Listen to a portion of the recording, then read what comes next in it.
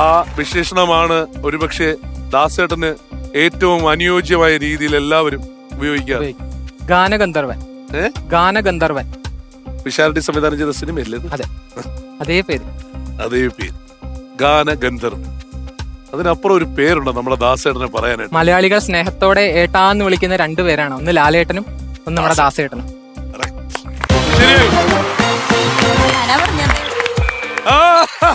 PSC-കാരൻ ഞാനാ പറഞ്ഞത്. ഒരു നിമിഷത്തിൽ ഒന്നും വന്നില്ല, ഫുൾ ബ്ലാങ്ക് ആയി. പക്ഷെ അവിടെ അപ്പൊ തന്നെ ഗാനഗന്ധർവൻ. അതാണ് നമ്മൾ കൂടെ കൂട്ടിയത്.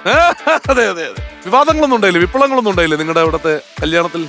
ബേസിക്കലി എന്നെ സംബന്ധിച്ച് വിവാഹത്തിന്റെ എന്റെ ഒരു കൺസെപ്റ്റ് എന്ന് വെച്ച് കഴിഞ്ഞാൽ ആർഭാടങ്ങളോ ആഘോഷങ്ങളോ ഒന്നും ഇല്ലാതെ വളരെ ലളിതമായിട്ട് വിവാഹം കഴിക്കാം. അതിന് പിന്നിലുണ്ടായിരുന്ന പ്രധാനപ്പെട്ട കാരണം എന്ന് വെച്ച് കഴിഞ്ഞാൽ ഞാൻ ഈ പോലീസിലായിരുന്നു പറഞ്ഞല്ലോ. പോലീസിൽ നമ്മുടെ വീട്ടിൽ മിഥുൻ ചേട്ടന്റെ നാട്ടുകാരനായിട്ടുള്ള കുറെ പേരൊക്കെ ഉണ്ട്, തിരുവനന്തപുരംകാരുണ്ട്. ട്രെയിനിങ്ങിനിടയിൽ നമുക്ക് കുറെ ക്ലീനിങ് അങ്ങനെ വർക്കൊക്കെ ഉണ്ടാവും. അപ്പോൾ ഒരിക്കലും ക്ലീനിങ് ചെയ്തുകൊണ്ടിരിക്കുന്നതിനിടയിൽ തിരുവനന്തപുരം സ്വദേശിയായിട്ടുള്ള പേര് ഞാൻ പറയുന്നില്ല, നല്ല കൂട്ടുകാരനാണ്. പുള്ളിക്കാരൻ പറയുന്നുണ്ട്, എടാ ജോലി കിട്ടിയത് കൊണ്ട് രക്ഷപ്പെട്ടു, ഒരു 40 പവനും ഒരു കാറും ഉറപ്പായിട്ടും കിട്ടും പറഞ്ഞു. അപ്പൊ ഞാൻ ചോദിച്ചു, എടാ ഒരു ജോലി കൊണ്ട് നിനക്ക് എങ്ങനെ 40 പവൻ കിട്ടുകയെന്ന് വെച്ചു. നമ്മുടെ നാട്ടിലൊക്കെ അങ്ങനെയാടാ, LD ക്ലർക്കിനൊന്ന്, LGS-നൊന്ന്, പോലീസിനൊന്ന്, അവര് അവിടെ തരം തിരിച്ചു വെച്ചിട്ടുണ്ട്. ഇന്ന ജോലിക്ക് ഇത്ര കൊടുക്കണം എന്നുള്ള ഒരു അപ്രഖ്യാപിത ഒരു നിയമം പോലെയാണ് അവിടെ. ആയിരിക്കാം, എനിക്കറിയില്ല, ഞാൻ ഈ കേട്ടുകേൾവിയേ ഉള്ളൂ. അതുകൊണ്ട് തന്നെ എന്റെ നാട്ടിലൊരു വായനശാലയിൽ വെച്ചിട്ട് പുള്ളിക്കാരിക്ക് ഞാൻ ഒരു താലി ചാർത്തി.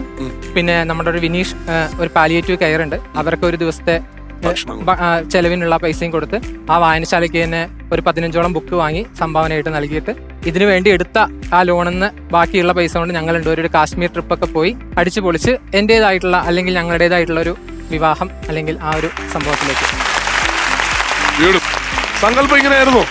എന്നാ ആർഭാടം? നമ്മള് മറ്റേ തെക്കുള്ള ആൾക്കാര് ശ്രീധരം വാങ്ങുന്ന പറയുന്നത്. അല്ല, ഞാൻ തെക്കല്ലല്ലോ. അല്ല, കിഴക്കല്ലേ? ഹൈ റേഞ്ചാ. ഹൈ റേഞ്ച് അല്ലേ? അതെ. അല്ല, പക്ഷെ ഗവൺമെന്റ് ജോലി ഇല്ലാതെ ഇവിടെ തരത്ത് പോലും ഇല്ലാന്നാ പറഞ്ഞേ. പിന്നെ എങ്ങനെ കല്യാണം നടന്നു? ഞാൻ നന്നായിട്ട് ശ്രമിച്ചില്ല, എന്റെ കല്യാണം നടക്കൂല എന്നുള്ള അതുകൊണ്ട് നമ്മൾ നേരത്തെ പ്ലാൻ ചെയ്തു. കറക്റ്റ് ആയിട്ട് പ്രണയിച്ചു. പിന്നല്ല, ആ വാക്ക് എഴുതി പഠിക്കുന്ന സമയത്ത് അപ്പോഴേ. ആ മോളെ കേട്ടല്ലോ, ഒന്നും പറയല്ലേ ഇതിനകത്ത്. ഇപ്പൊ 2 പ്രണയവിവാഹങ്ങളാണല്ലേ? ശരി, അത് മതി. അപ്പൊ ഗെയിം എന്താണെന്ന് നോക്കാം. മീനാക്ഷി, വളരെയധികം കോൺസെൻട്രേഷനും ശ്രദ്ധയും ബാലൻസും ഒക്കെ വേണ്ട ഒരു ഗെയിമാണ് ഞാൻ ഇനി എക്സ്പ്ലെയിൻ ചെയ്യാൻ പോകുന്നത്. ശ്രദ്ധിച്ച് കേട്ടോളൂ. സോ ദാ ബിഗിനിങ്ങിൽ ഞാനൊരു ബോൾ ചെയ്ത് കാണിക്കാൻ പോകണോ? അതെ അതെ അതെ, യെസ്. ഈ ബോളിനെ അതെ ഇങ്ങനെ ഉരുട്ടി കൊണ്ടുവരിക. ശേഷം ചേട്ടാ ഞാൻ നന്നായില്ലേ? കണ്ടോ, കണ്ടിട്ട് ഇങ്ങനെ താഴെ പോയ ഫ്രം ദ ബിഗിനിങ് വീണ്ടും സ്റ്റാർട്ട് ചെയ്യണം. ഞാൻ കണ്ടോ ഇവിടെ വെച്ചിട്ട് പടിക്കൽ കൊണ്ടുവന്ന് കല ഉടച്ചു. അങ്ങനെ ചെയ്യാൻ പാടില്ല. ഇതിനെ ഇവിടെ ഇങ്ങനെ എത്തിച്ച് ഈ ഒരു കപ്പിലിടണം. ഇതേപോലെ ഇവിടെ കുറെ ബോൾസ് ഉണ്ട്, പക്ഷെ നിങ്ങൾ 2 ഇട്ടാ മതി. 2 ബോൾ. അപ്പൊ ടാസ്ക് കംപ്ലീറ്റ് ചെയ്തതിനു ശേഷം അറിയാലോ, മുന്നിൽ 4 മിസ്റ്ററി ബോക്സ് ഉണ്ട്. അതിൽ നിന്നും ഒരു മിസ്റ്ററി ബോക്സ് എടുക്കുക, നിലവിറക്കി പുറത്തേക്ക് കടക്കുക. ഞാൻ തന്നെ. Ready, all the best. ഓടൂ, വാരൂ, നേടുക. ഓടി വരൂ.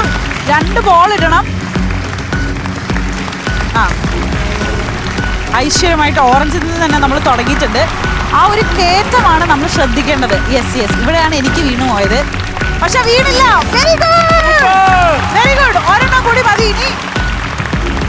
സൂപ്പർ. യെസ്. ബ്യൂട്ടിഫുൾ.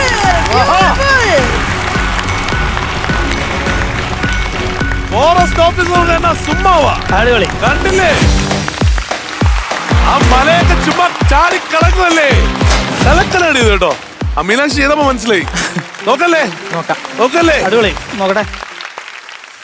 ഒന്നുമില്ലേ, എന്തോ ഉണ്ട്. ഇങ്ങോട്ടാണോ അങ്ങോട്ടാണോ? എന്നാലും എനിക്ക് വീട്ടിൽ കൊണ്ടുപോകാൻ പറ്റും. സമയദോഷം നല്ലോണ്ട്.